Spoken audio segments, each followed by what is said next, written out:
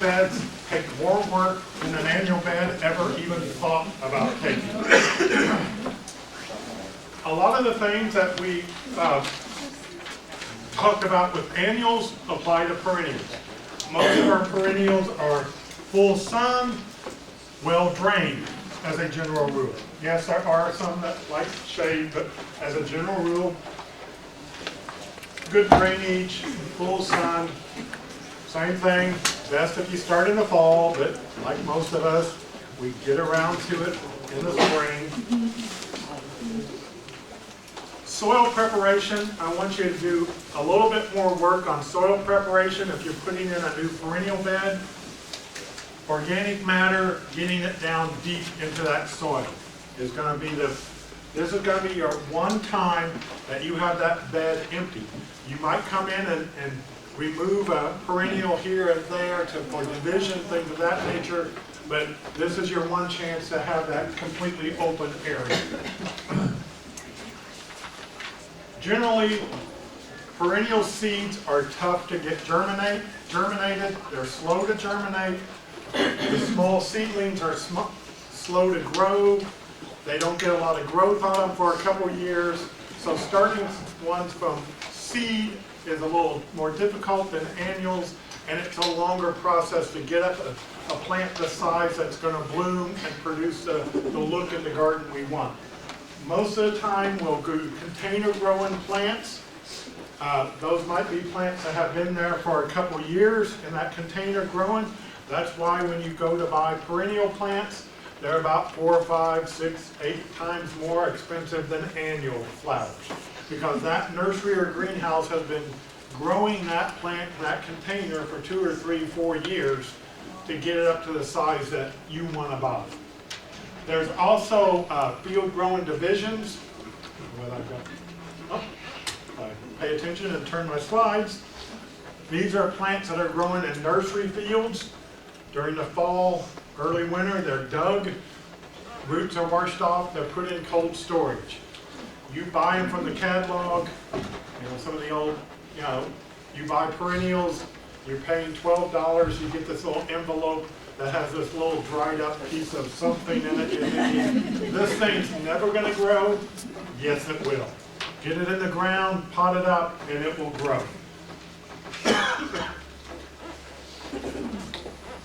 Tend to be a little bit cheaper than potted container growing, but again, you are putting some of the work in yourself to grow. Another option of getting field growing divisions is helping your friends and neighbors when it comes time to divide their perennials, and most of the time they're glad to share you with those cuttings and root divisions. And some of these things are the same. Watering, inch to inch and a half of water a week. Deadheading with perennials tends not to have the same effect or as big of effect as deadheading on annuals. Most of our annuals are bred and selected to just produce blooms, produce blooms, produce blooms. Perennials tend to have a very short bloom season. Some of them might be just a couple weeks that they bloom. Some of it might be a month or a month and a half that they bloom. Perennials tend not to bloom season long. Yes, there are some that do, but as a general rule,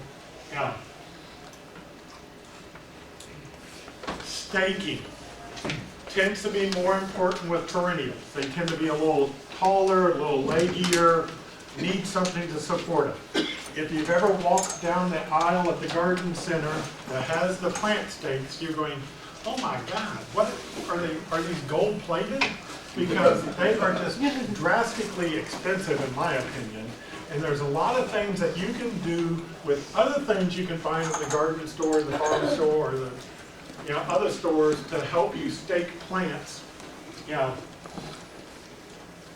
You're staking them to keep them upright. You don't want to tie them tight to the stake. They need to be loose. Maybe it's just a round support. How many of you have peonies? You know what I'm talking about? Yeah. Peonies? What happens when they become full bloom? Memorial Day weekend, we get a storm. What happens to them? you end up with this beautiful pink, white, red ring of flowers on the ground. Those are plants that need some type of support in them. One of the best ways to do that, go to the garden center and buy that really weak tomato cage that's not strong enough to hold up a tomato plant. Take a pair of bolt cutters or a hacksaw and cut it in half. So you have 1 or 2 rings with legs, 1 or 2 rings with legs. One set of rings is smaller than the other.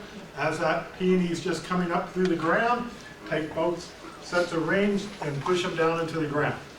They'll grow up through there, they'll be hidden, you won't see them, but they'll hold that peony up just fine. They'll hold a peony up, they won't hold a tomato plant up. Another thing with staking is, if you've ever seen a nice little English cottage garden, what do they do in the spring when they're pruning the fruit trees? Take those twigs, just stick them down in the ground among the flowers, let the flowers grow up through the twigs. Looks pretty natural, it's just a twig, but it holds them up. So you don't have to buy expensive plant stakes to hold up those plants. Again, I don't like spending a whole lot of money on things I don't have to, so look around, figure out things that you can stake these plants with. Biggest thing with perennials. Sooner or later, a perennial plant is going to have to be divided. Some of them have to be divided every 1 or 2 years. Others could go 4 or 5 years, depending on the species. What tends to happen as they're growing, they will grow out. Some of them, the centers die out, so you get a ring of plants. Others of them, daylilies, get so dense, so tight in there, that your amount of blooms start tapering off. They don't bloom as much. So, fall or spring, ideal times. You need to look through reference books to find out exactly what species you're looking at, what species you're dealing up with, whether fall or spring is the best time to do it. Some of them aren't bad. Some of them are very shallowly rooted, can be dug quite easily, divided, put 1 to 3 plants back in, find a neighbor or friend that needs some of the others, or find another place in the garden to put the rest. Some of them, it is an athletic workout to dig plants. Daylilies, takes a lot to dig them. You bring out the heavy artillery, the machetes, the axes, the spades to divide them out. And you could end up with 10 to 20 times more plants than what you need to put back in the ground. So, good time to share with neighbors, and you share with them, they'll share with you. Good way to get different varieties back in your garden. But something that has to be done. Like for instance, hostas, for example. Is it better to do that after they start to sprout in the springtime, or is it? I like to, she said hostas. I like to do hostas just as they're starting to come up, just so I can see how many, what I call eyes or buds there are, so I can see how many I'm putting back in. Now, in the season, same way. If it's been a good year, not any disease or insect problems, gather up all that material after it dies down, put it in the compost pile. That's black gold that you want to get back on the garden. We have some perennials that might have some tenderness issues, might not be quite as hardy. We want to mulch those after the ground has gotten cold. We mulch plants to keep them cold. It's the freeze and thaw that kills plants, that heaves them up out of the ground. So we, kind of like strawberries. That time between Thanksgiving and Christmas is when you need to go out and mulch the tender perennials, mulch the strawberries, things like that. We want that ground to be cold. We put the mulch on it to keep it cold. Now, is it also, didn't we read somewhere that in the spring, wait till the ground has a chance to warm up before you mulch? That's, yeah, her question was, in the spring, do we need to wait for the ground to warm up? Absolutely, before you put the mulch on. Because that mulch during the summer keeps the ground cool. It also keeps it cool during the winter and springtime also. So like after the frost, a couple of weeks after? Yeah. after it's had some sunshine on it and it warms up. Common mistakes, this is the one that I see the biggest. We put in perennials and then we walk away from it. And we tend not to take care of them after that. And they need to be divided, they need to be separated, things of that nature. What about with the type of the lilies that have the stalks? The true lilies, yes.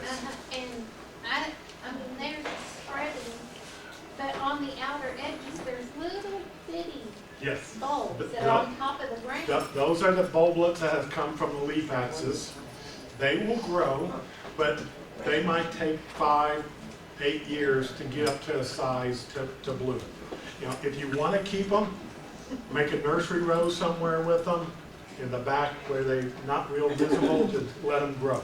So those aren't really the actual plant bulbs. Now, those have come from the bulblets from the leaf axis. Most of those are. The bulbs in the ground will divide, and that's when the group of stalks get bigger and bigger and wider. And all those little ones that are just like 1 leaf or 2 leaflets around, those are coming from the bulblets from the leaf axis. Those little black things that you see in the, you know, talking things like tiger lilies and things like that. True lilies, not daylilies. Daylilies are So not they really fall lilies. off and They fall off to the ground and they'll grow. Okay, I'm not a landscape designer, I'm not gonna talk about a lot of things, but, you know, biggest thing is to have a plan. I want, before you put annuals or perennials in the garden, sketch it out on a paper. It doesn't have to be an architectural wonder piece, but a piece of notebook paper, and just have a plan, what's going where. You know, clump them together. If you're doing perennials, I would say recommend for the first couple years, put some annuals in with it, because it's going to take a couple years for those perennials to get established. And also, we talked about perennials having a short bloom season. Make sure you work that into the perennial bed so you have something blooming all season long. Those annuals sometimes can fill in those blank periods of time when they're not blooming. Any questions on annuals, perennials? Peonies, can you divide those? I have some that. The question is peonies, can I divide it? My advice is not unless I really, really, really have to. Yeah, they are ones that will grow for a long period of time. Can you divide them? Can you make more out of them? Absolutely. Peonies sometimes don't like to be transplanted. Peonies are also one that has to get planted back at the right level. If you get them too deep, if you get those crowns too deep in the ground, you'll get a lot of foliage, but you won't get any blooms. Can they be transplanted? Absolutely. But divided, yeah. But it takes a pretty good shovel deep to get the enough roots with them to get them. what is the height? You want those, the crown of that plant at soil level. Yeah, almost out of the ground.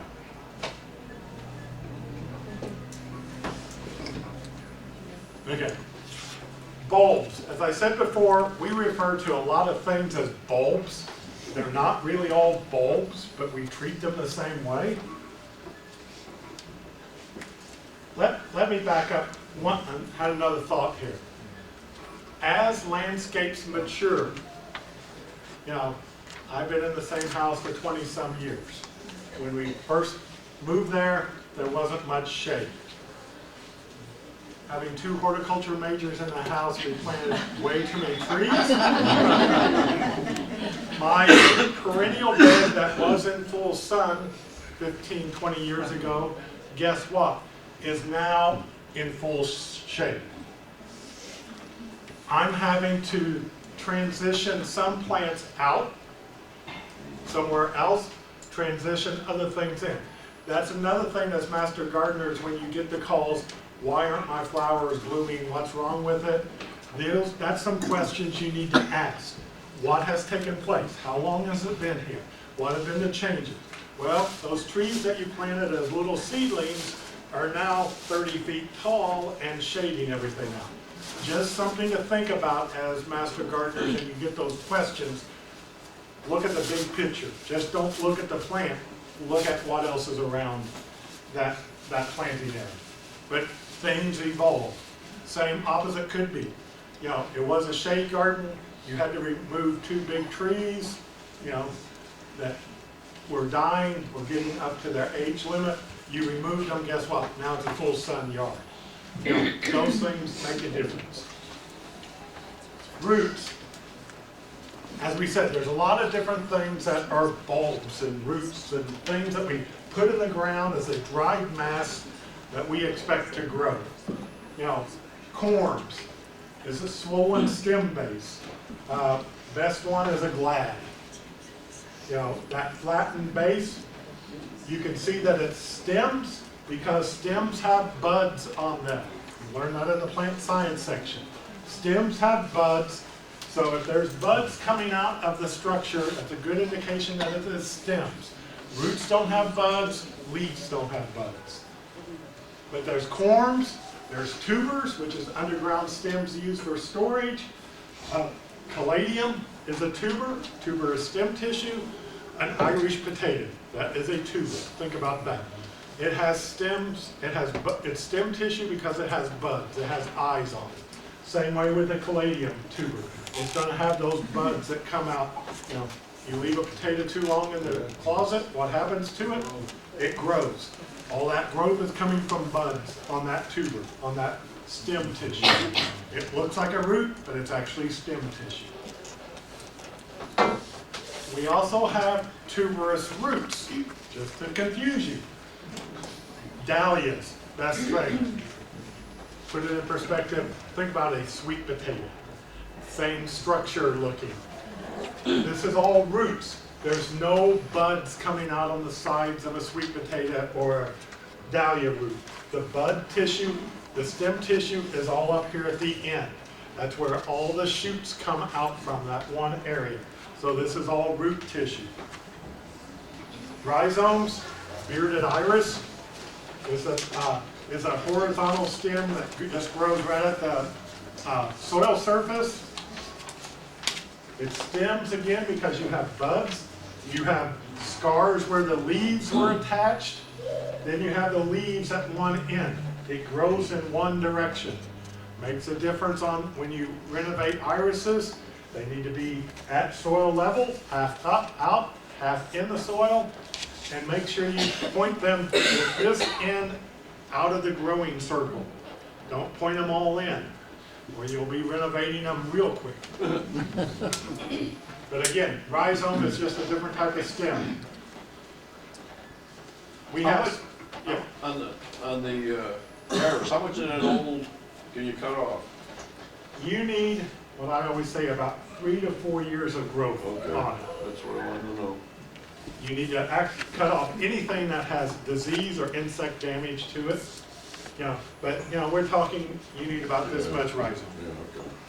All right, thank you. Another one that you could have enough, if you renovate a big iris bed, you can have enough irises to iris the whole neighborhood. Bulbs, we have spring flowering bulbs and summer flowering bulbs. Yeah, typically we think of spring flowering bulbs as most of them, tulips, daffodils, crocus, snowdrops, things of that nature. These are the things that we plant in the fall. They're hardy, they overwinter, they bloom in February to May.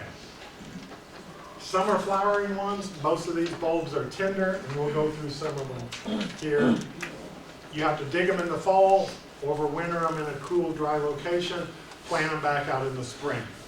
They bloom in the summer, repeat next fall. Spring flowering bulbs, again, daffodils, tulips, things of that nature. Yeah. Quality and size makes a difference, depends on what you're doing. You got a back hillside that you just want to naturalize daffodils on,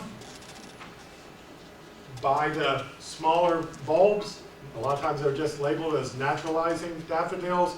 They will have smaller blooms on them, but they are good in masses. For that big impact up by the front door or the front flower bed, spend a little bit of extra money, get larger bulbs, and they'll produce much larger flowers for you.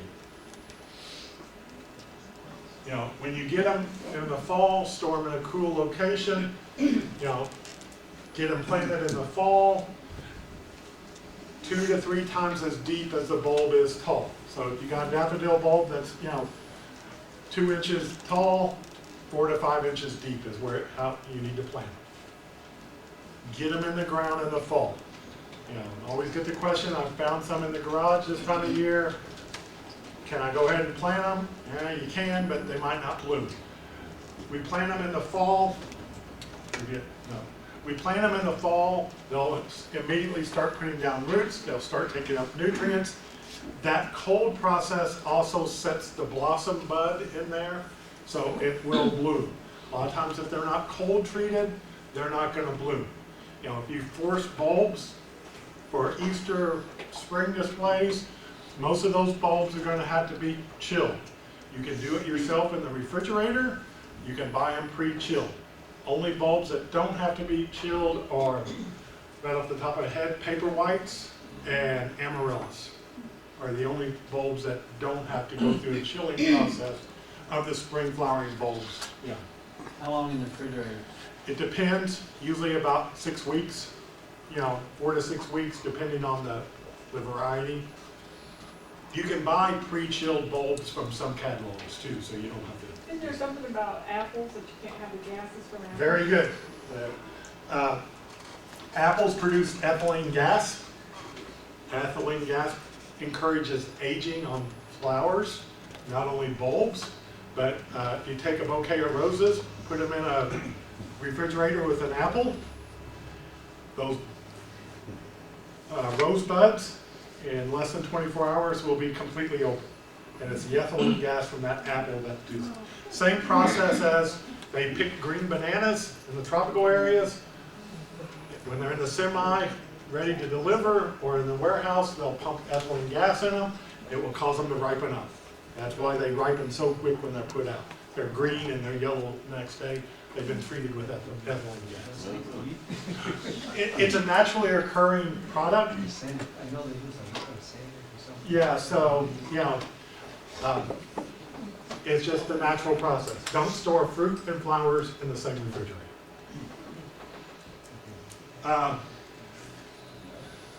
Let's see. After they bloom, do not remove the foliage. Do not tie it up into rabbit ears. Do not put rubber bands around it. Do not do anything with it. Leave it out. That foliage is what's through photosynthesis, and the sunshine is producing the food that's replacing everything that it spent to produce that flower show. Leave that foliage there until it turns yellow, and then you can remove it. Don't cut it off. Don't do anything with it. You know, if you want to, plant some perennials around it so it's just not noticeable, but you have to keep that foliage on there. And you have to keep it exposed to the sunshine. Okay, a couple other things about spring flowering bulbs. Always get the questions on tulips. Well, let's back up. Daffodils will be around forever and ever once you plant them. You can drive down county roads and see daffodils in the middle of pastures and in woodlands. There's a pretty good chance that there was a homestead there at some point, you know, a house there at some point. Daffodils will last for generations. Tulips, not so much. It is our hot, dry summers that do tulips in. You know, where do they grow tulips? Cool locations, Michigan, Washington, the Netherlands. You know, places, I got a sister that lives in the UP, if it gets above 75, they're about ready to melt down. They also have 6 feet of snow on the ground at the moment too, so yeah.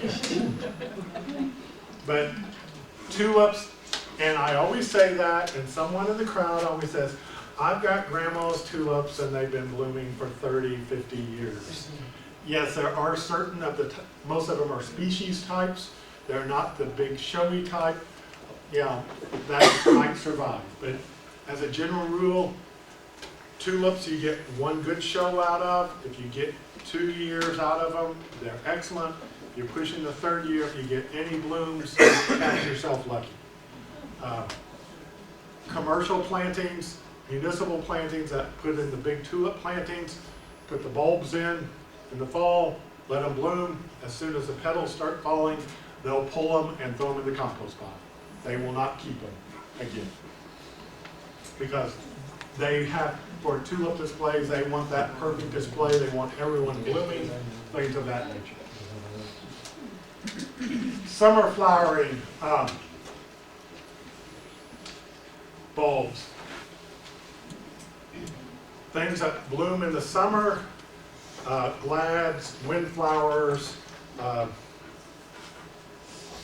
have Peruvian lilies and some other things that bloom. You plant the bulbs in the spring. You dig them up in the fall before frost or immediately after frost. Store them in a cool, dry location.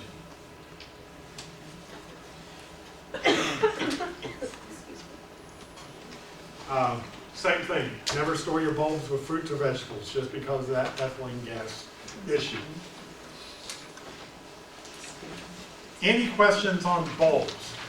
When we store those for heat for the winter, can we store them in something that's airtight or? That need to be open.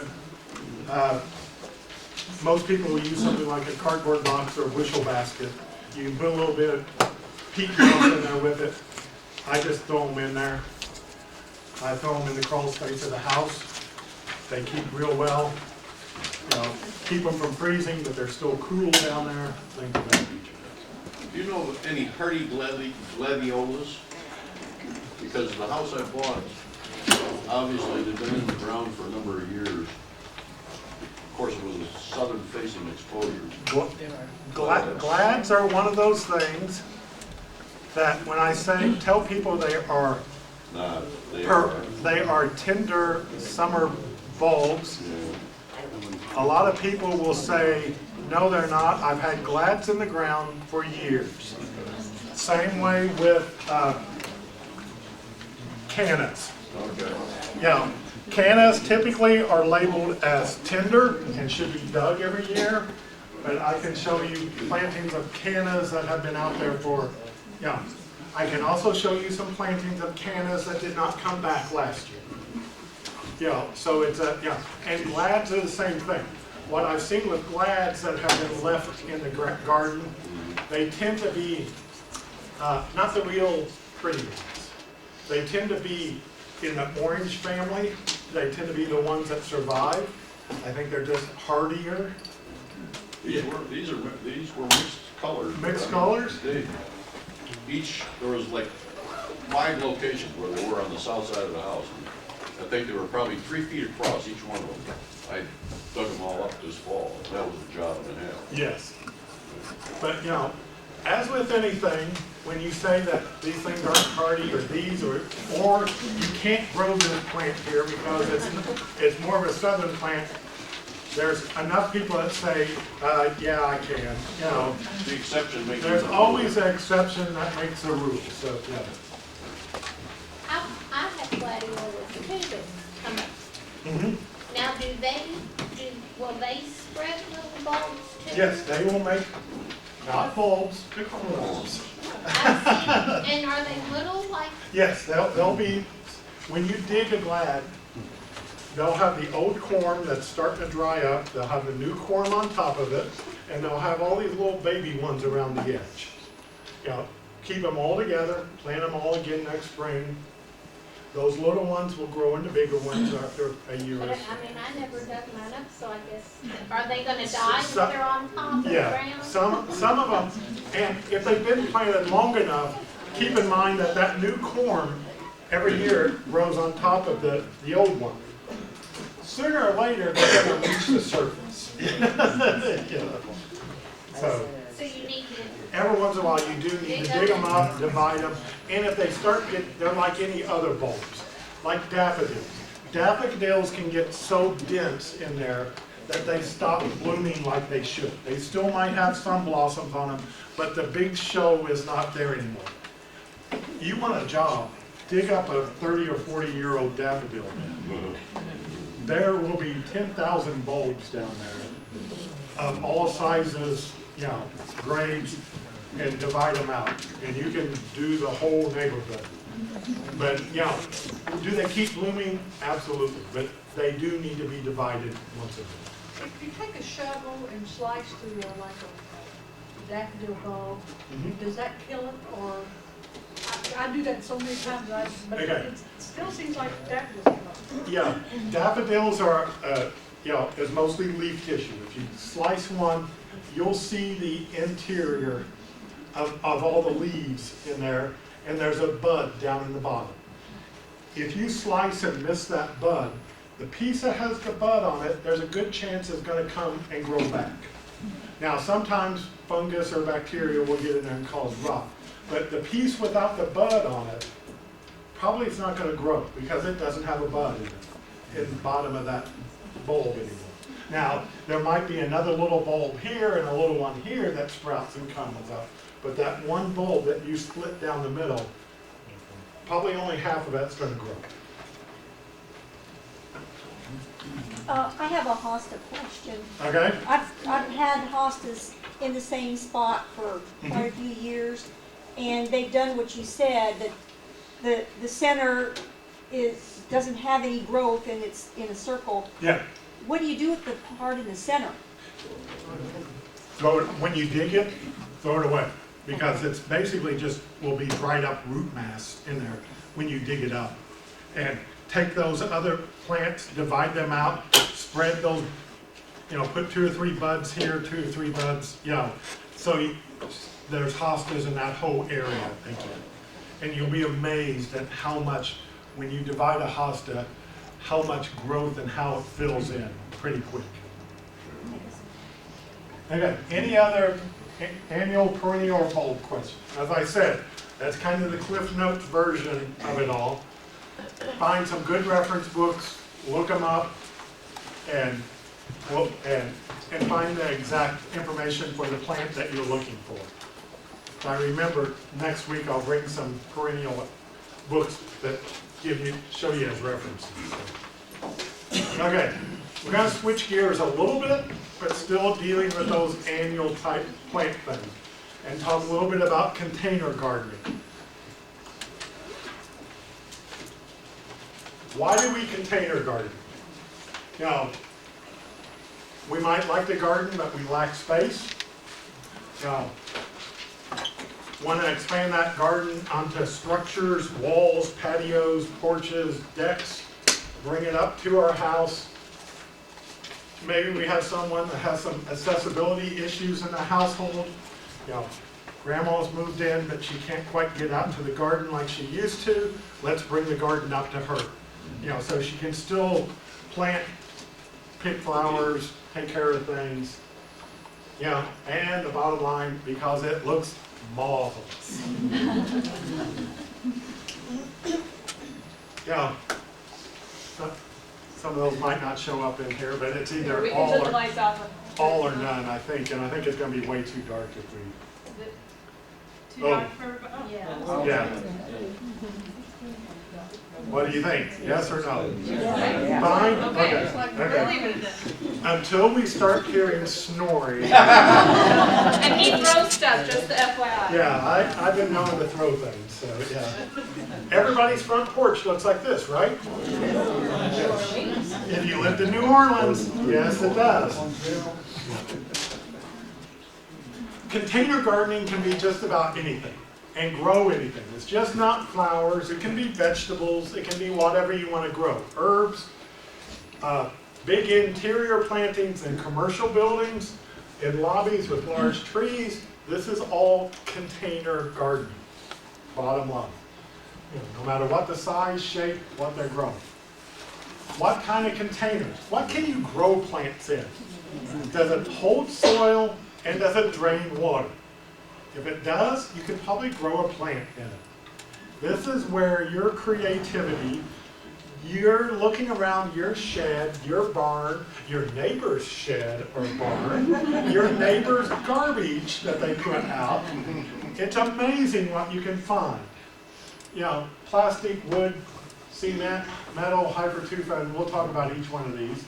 You know, again, does it hold soil and does it drain water? It could be just about anything that you can think of. Number one thing, it has to have drain, it has to drain. It can't hold water permanently in there. You learned in plant science section, roots have to have moisture, but they also have to have oxygen. So they cannot be in standing water. Yeah. If it doesn't come with holes in it, is it something that you can drill holes in? If you can't drill holes in it, is it a way that you can do a double pot method? You have this beautiful clay pot that's solid. Let's put a smaller pot with drain holes in it.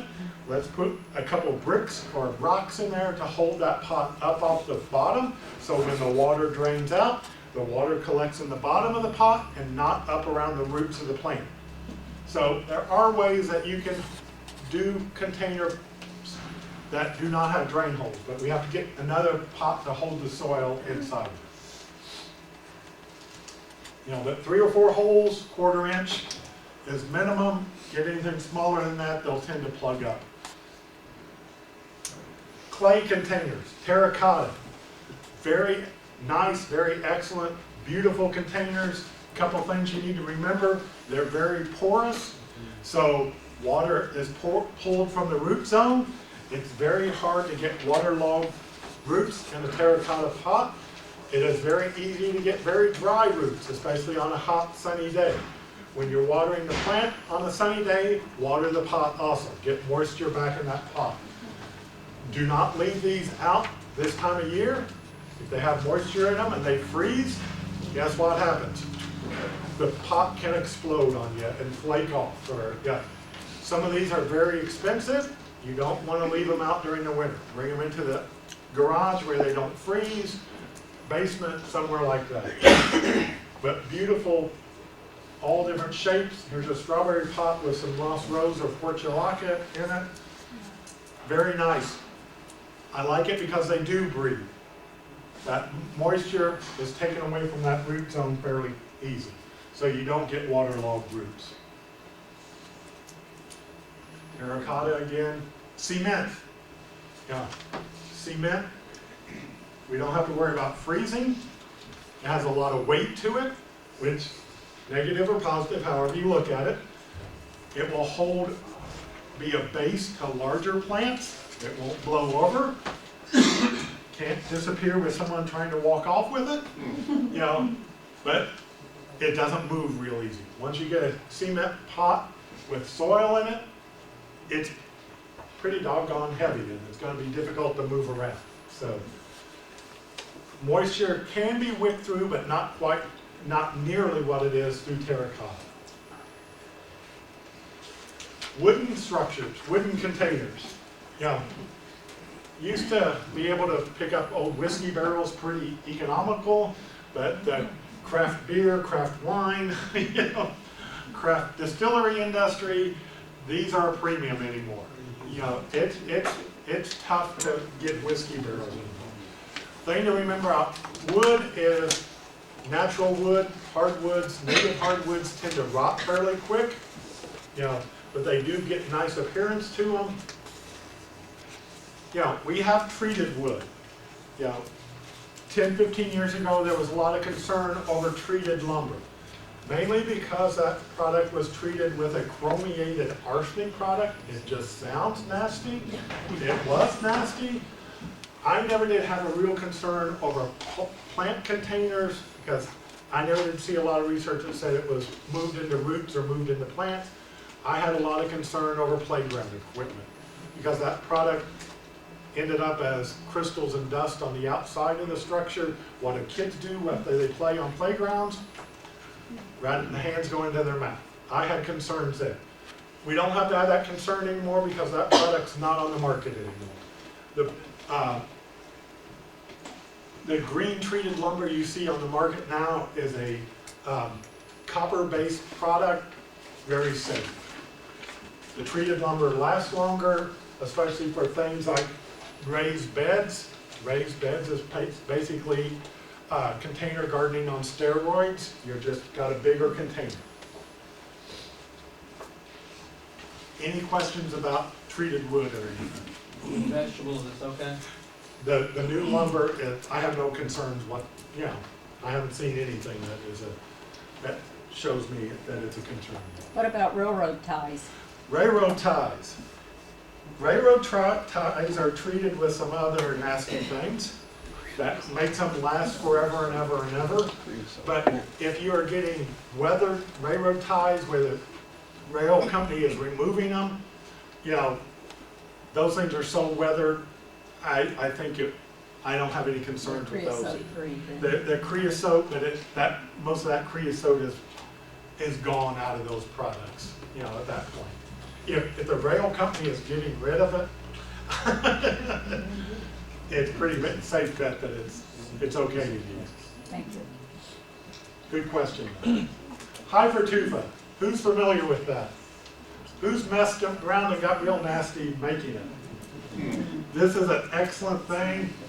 It's something you can play around with. It makes containers that look like a cross between concrete and old weathered stone. It is basically cement powder mix and some type of aggregate. Most of the time it's peat moss. Could be vermiculite or perlite, but most of the time it's cement and peat moss.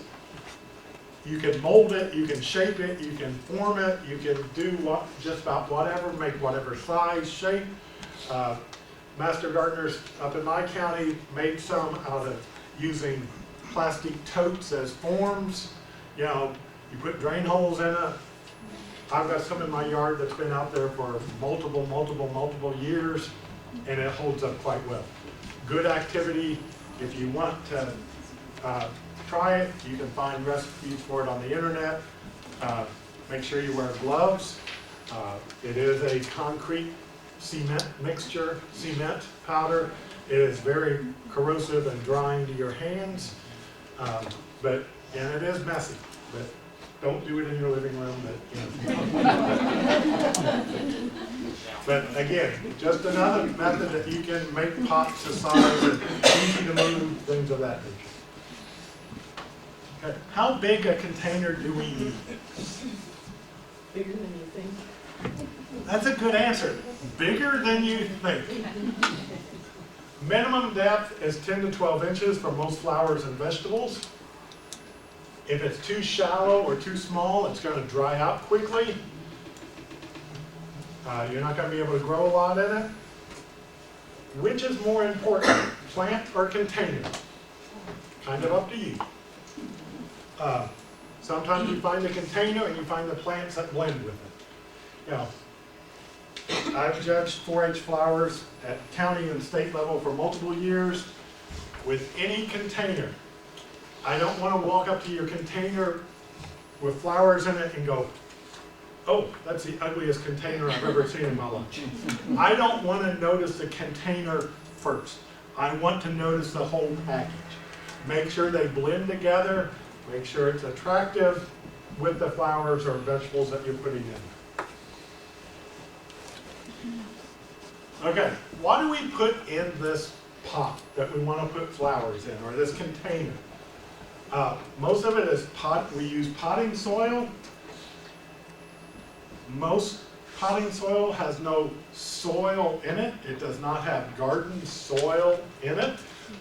Most of it is soilless mixture. Most of it is based on peat moss, some perlite, vermiculite, and we'll go through that. You can find homemade recipes if you want to. You can go buy some very good quality potting soil.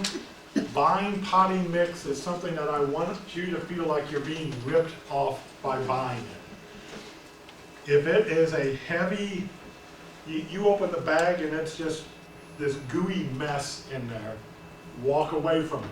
You want the lightest, fluffiest potting soil you can find. Again, roots have to have oxygen.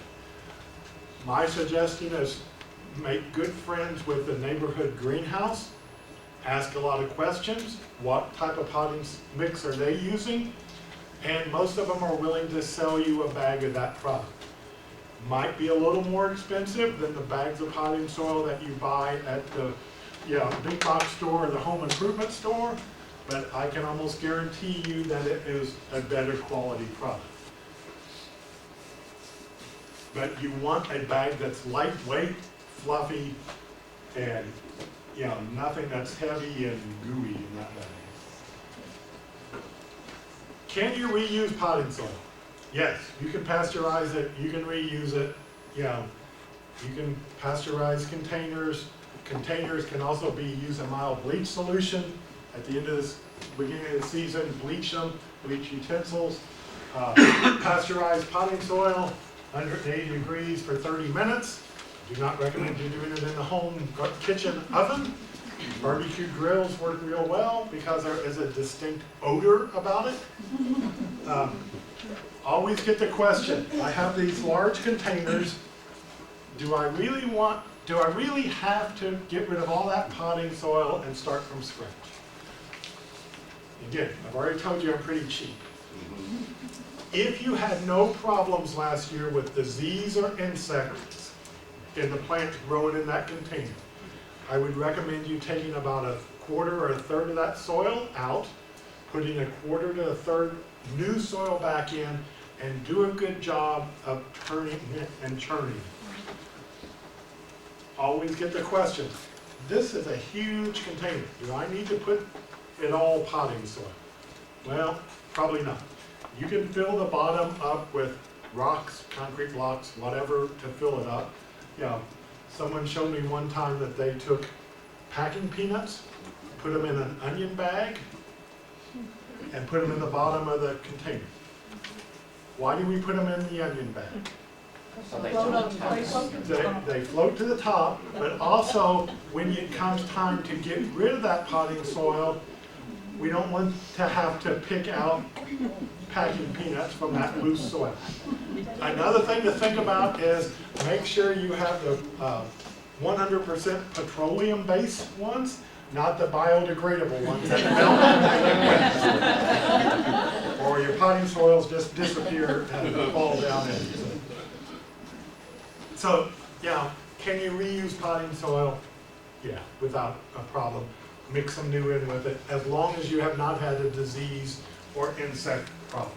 But, excuse me, can you, you don't have to throw that away. I would put it in the compost, I would put it on the vegetable garden, I would put it somewhere like that. Yeah, don't put it in the garbage, but recycle it somewhere around your yard. Is it okay in the bottom of a large pot, if you don't have styrofoam peanuts, can you turn like cola cans? You can upside put down? anything in there that will fill the space. Okay. Upside down tin cans, blocks of wood, whatever you might add to fill that space. Just weight-wise though. Yeah. Just keep in mind that you still need enough potting soil in there to give root zone for whatever plants you're growing in there. One of the pieces of potting mix that comes in that bag,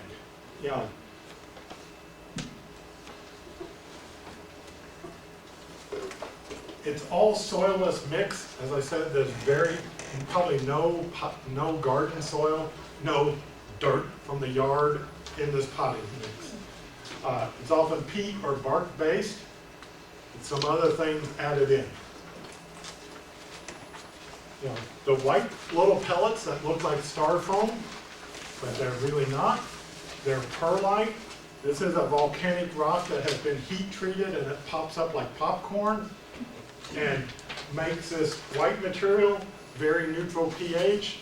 It aerates that potting soil. It gets more air down to those roots. Adds very little weight to the potting soil, but part of it. Vermiculite are these look like kind of little things that have layers in it, and it does have layers. It starts out life as mica, which is a mineral that has a lot of very fine looking little layers to it. Again, heat treated and it pops up. This is a product that came out of the building industry that was used as insulation for buildings and commercial buildings. To this day, you can still get horticultural grade vermiculite, which is a smaller particle, or construction grade vermiculite, which is a larger particle. Can you use either one? Probably. You want to make sure that the construction one has not been treated with anything like a fire retardant or anything of that nature. Yeah. But again, neutral pH, doesn't change the pH or anything of that nature. Peat moss, literally is peat that has been dug out of the ground. That's why it's partially decomposed, so you get sticks and stems and recognizable plant parts in it sometimes. Depends on if it's been ground, filtered, sieved, things of that nature. Tends to be a little on the acid side, so it can, make the potting soil more acidic. You get to some tropical areas, they'll use coconut fibers, ground up coconut shells, the fiber off the outside of the coconut. There's a lot of, some of the more tropical type of planting materials. A lot of pine bark, hardwood bark, partially composted, depends on what you get, where you get it. You might actually see pieces of bark still in there. The pine tends to be more acidic than some of the hardwoods. So again, if you're making your own, you just have to know, what the pH of the individual products are. Do I recommend you making your own? Unless you really, really just want to try it. It's going to be a lot cheaper to go buy a bag of pre-made and use it yourself. Any questions about what goes into potting soil? Or soilless media, I guess. Richard, you might want to mention using walnut bark. Oh, yes. If you are making your own, do not want to use any part of a black walnut tree. Anybody can tell me why. What do black walnuts produce in the soil or give off?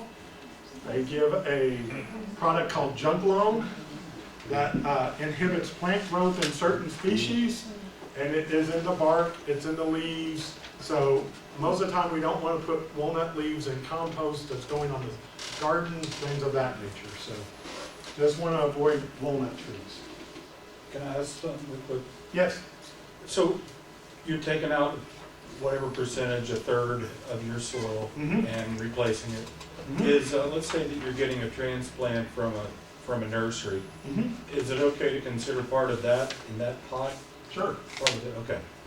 I figured. You stop to think about it, if you're putting, several, quart containers or something, larger plants in this container, there's quite a bit of potting soil that's coming with those root balls. Okay. You can count that into your, Thank you. I have a question. Yes. Why, clay is an important part of dirt, right?